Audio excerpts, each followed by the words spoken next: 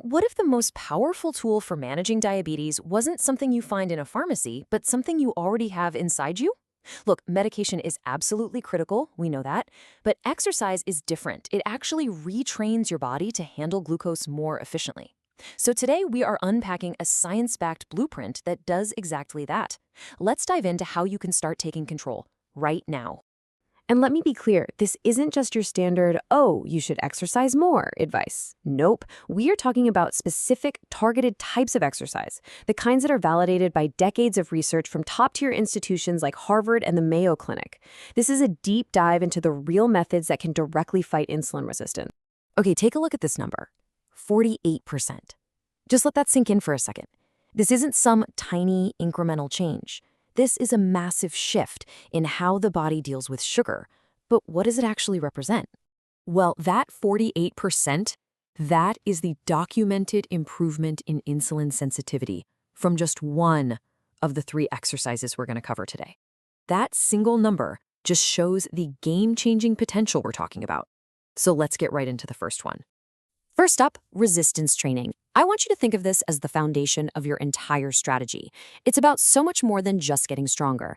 It's about fundamentally changing your body's metabolism by turning your very own muscles into powerful glucose sponges. So here's the science behind that whole sponge idea. When you do resistance training, you're creating these tiny little micro tears in your muscles. And to repair themselves, your muscles start sucking glucose right out of your bloodstream. The best part? This effect isn't just for an hour or two. It can last for up to 48 hours after your workout. That means your body is actively managing your blood sugar for you even when you're resting. So how do you actually do it? This roadmap is your blueprint. Now, the real key here is step 1, compound exercises. I'm talking about things like squats, deadlifts, push-ups, movements that use a bunch of muscle groups at once. Why? Because they burn way more glucose than exercises that just isolate one small muscle. Okay, but before you dive in, we gotta talk about what not to do. The single most common trap people fall into, it's inconsistency. To really keep those insulin sensitivity benefits going, you need to be hitting it at least 2 times a week. And please, remember, good form is everything. And make sure your muscles are doing the work, not just momentum. And here is the payoff. This is why we do it. A 0.57% reduction in your HbA1c. For some people, that could be the difference between being in a pre-diabetic range and a normal one. But what's really incredible is that in some trials, participants were able to reduce their insulin needs by up to 30%, all under their doctor's supervision, of course. That's a real-world impact. All right, let's move on to our second tool. And this is for all of you out there who are short on time. High-intensity interval training, you've probably heard of it as HIIT, is like metabolic rocket fuel. It is all about getting maximum results in minimum time. Now, here's how high IIT works its magic, and frankly, it's a total game changer. Those short, super intense bursts of effort, they actually force your muscle cells to open up these special glucose channels all by themselves, completely bypassing the need for insulin. Just think about what that means. Your muscles can literally grab glucose from your blood even if your body is resistant to insulin. It's like having a backdoor key to lower your blood sugar. The structure is pretty simple, but it's so critical.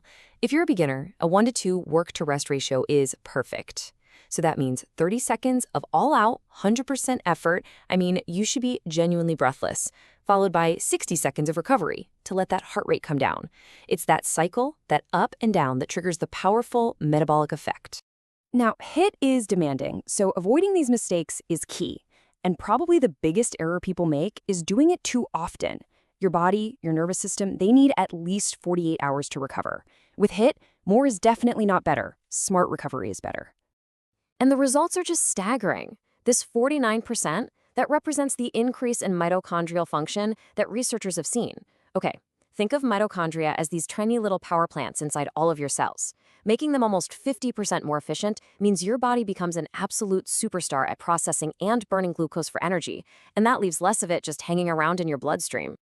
All right, our third and final exercise. Now, this one might seem a little, simple, but please do not underestimate it. Brisk walking is arguably the most important of all because it's the key to daily consistency and sustainable long-term success. Just consider this. A simple 15-minute walk right after you eat a meal can blunt that blood sugar spike by up to 25%.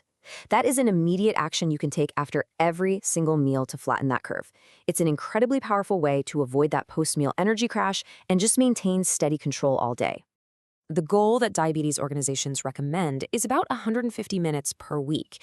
Now, that might sound like a lot, but look how it breaks down. It's a very achievable 30 minutes, 5 days a week. And get this, research shows that even splitting it up into 3 separate 10-minute walks gives you the same benefit. But to really get those benefits, a few things are critical. You need a purposeful pace. Think like you're late for an appointment, not just a casual stroll. And for anyone with diabetes, and this is so important, proper footwear and checking your feet every day are absolutely essential to prevent complications. So, we've covered 3 incredibly powerful tools. But the real secret, the bonus tip, it isn't about choosing just one. The ultimate results, the real magic, happens when you combine them into a strategy that gives you total control. So here it is, the master plan. Twice a week, you do your resistance training to build those glucose sponges. Once or twice a week, you throw in a HIIT session for that huge metabolic boost. And every single day, you walk. This multi-angled approach attacks insulin resistance from every possible direction. And one last absolutely crucial point, safety first, always. Monitor your blood sugar before and after you exercise, especially when you're just starting out. And be prepared for potential lows by keeping some fast-acting carbs with you, just in case. You see, this isn't just about managing a condition anymore. It's about taking active control. It's about taking the wheel. So the question I want to leave you with is this. What if your very next workout isn't just a workout, but the first real step in rewriting your entire health journey?